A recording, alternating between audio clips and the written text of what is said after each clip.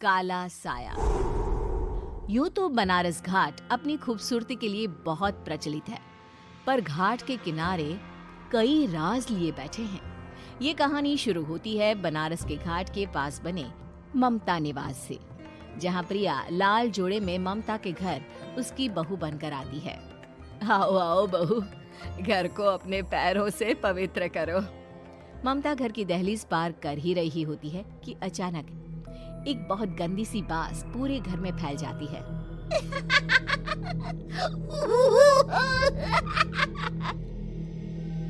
ये बदबू और ये आवाजें, ये कौन हंस रहा है माँ?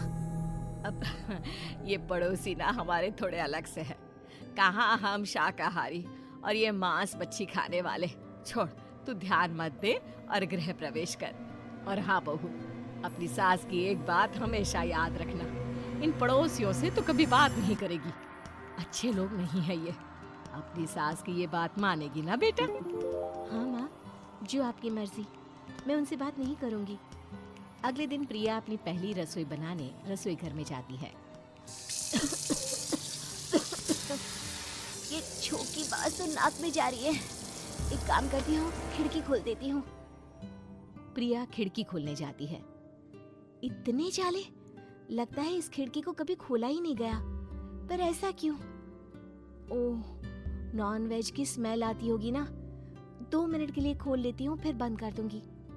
प्रिया खिड़की खोलती है। खिड़की खोलते ही उसकी नजर सामने वाले घर की खिड़की पर पड़ती है, जहाँ एक लड़की खड़ी होती है, हाथों में मेहंदी, लाल रंग की साड़ी, बिल्कुल सजी धजी, मानो प्रिया की तरह ही वो भी नई नवेली बहू हो।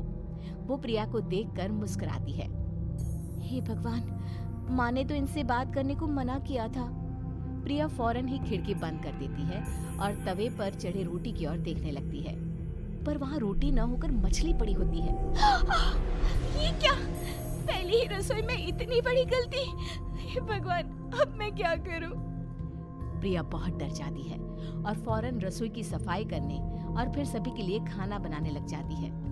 जब वो सबको खाना परोसती है, सब तो ठीक है, मैं बेकार में चिंता कर रही थी। हे भगवान, ऐसे ही बस अपनी कृपा बनाए रखना। रात के वक्त जब सब सो रहे होते हैं, तब प्रिया को पायल की आवाज सुनाई देती है, जिससे उसकी आंख खुल जाती है। ये पायल की आवाज कहाँ से आ रही है? प्रिया उठकर उस आवाज के पीछे छत की सीढ़ियों तक जाती है। तभी उसे बच्चे के रोने की आवाज आती है। प्रिया छत पर जाती है तो क्या देखती है? वही लाल साड़ी वाली लड़की अपनी गोद में एक नवजात बच्चे को घुमा घुमा कर सुला रही है। तभी प्रिया की नजर उसके पेट पर पड़ती है। ओह गॉड, ये तो प्रेग्नेंट भी है। सुनिए, बच्चा सो नहीं रहा है क्या? मैं कुछ मदद करूं? नहीं नहीं, आपके घर वालों को अच्छा नहीं लगेगा, मैं संभाल लूंगी। स्नेहा की गोद से बच्चा हाथ मारकर प्रिया की गोद में आने को छटपटाने लगता है। दोनों घर अगल बगल में बने होने के कारण प्रिया उस बच्चे को गोद में ले लेती है। प्रिया के पास आते ही वो सो जाता है। बच्चे का वो स्पर्श रात भर प्रिया भूल नहीं पाती और अगली सुबह वो छत पर कपड़े सुखा रही होती है। तभी उसे एक औरत इशारा करके बुलाती है। स्नेहा कह रही थी बाबू तुम्हारी गोद में आते ही सो गया। मैं गौरी, स्नेहा की माँ हूँ। बहू, घर आना, बाबू को खिला भी लेना। शाम को जब घर पर कोई नहीं रहता, बच्चे से मिलने के लिए प्रिया छिपकर अपनी पड़ोसन के घर चली जाती है और कुछ देर बच्चे को खिलाकर वापस लौट आती है। इसके कुछ दिन बाद ही प्रिया को पता चलता है कि वो माँ बनने वाली है। ममता की खुशी का ठिकाना नहीं रहता।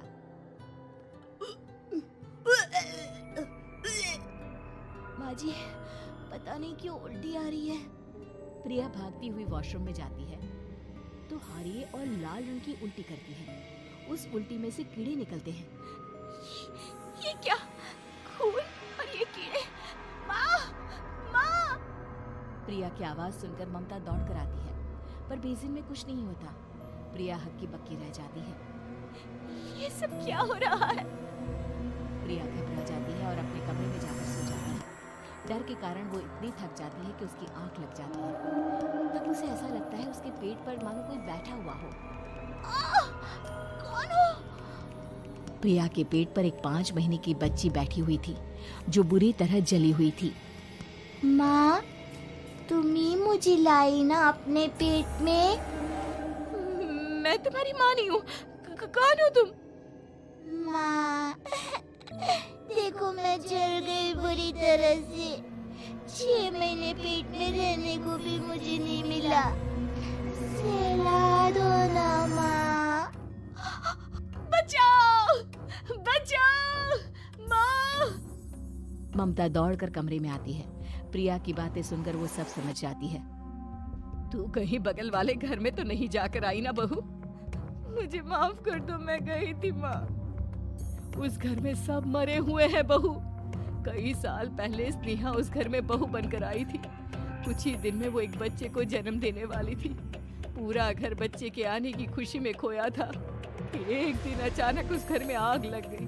सब बुरी तरह जलकर मर गए। गौरी आज भी दादी बनने का इंतजार कर रही है और इसीलिए स्नेहा ने अपना अजन्मा बच्चा तुम्हारी कोख में डाल दिया। ममता ये कह रही होती है कि पीछे से उसके पैरों को एक बच्चा पकड़ लेता है। दादी, दादी। माँ, स्नेहा की गोद में यही बच्चा था। ये बच्चा कौन है फिर? तेरी मौत है। तेरी भी दादी। जिस जिसका ममता को डर था वही हो गया। ममता निवास के ऊपर मौत ने चादर बिछा दी थी। प्रिया का पेट ऐसे बढ़ जाता है मानो 9 महीने का हो। 2 हाथ उसके पेट से बाहर निकलते हैं। बहू, संतोष को फोन कर, किसी पंडित जी को बुला बहू। प्रिया का पति भागता हुआ घर आता है। ये तो होना ही था माँ। तेरा बाप तेरे सामने आ गया तो तू सह नहीं पा रही है। स्नेहा घर में आग लगी नहीं थी, माँ ने लगाई थी प्रॉपर्टी की लालच में। और वो बच्चा मेरी पहली पत्नी का बच्चा है, मेरा बेटा, जो कि उस आग की चपेट का शिकार हो गया था। मैंने तुमसे ये सब माँ के कहने पर छुपाया था। मुझे माफ कर दो प्रिया। तुम अगर चाहो तो यहाँ से जा सकती हो। मैं तुम्हें किसी भी बंधन में रखना नहीं चाहता। मेरी शादी हुई है आपसे, मैं आपको छोड़ नहीं सकती, पर उससे पहले हमें स्नेहा, उसकी माँ और बच्चे की आत्मा की शांति करवानी होगी। संतोष और ममता गौरी के घर जाते हैं। अंदर सब कुछ जला हुआ होता है। जमीन पर जली हुई लाशें बिखरी हुई थी। ममता रो रो कर अपने करने की माफी गौरी से मांगती है। प्रिया स्नेहा के घर वालों का अंतिम संस्कार करवा देती है और ममता निवास फिर से आत्माओं के साए से मुक्त हो जाता है।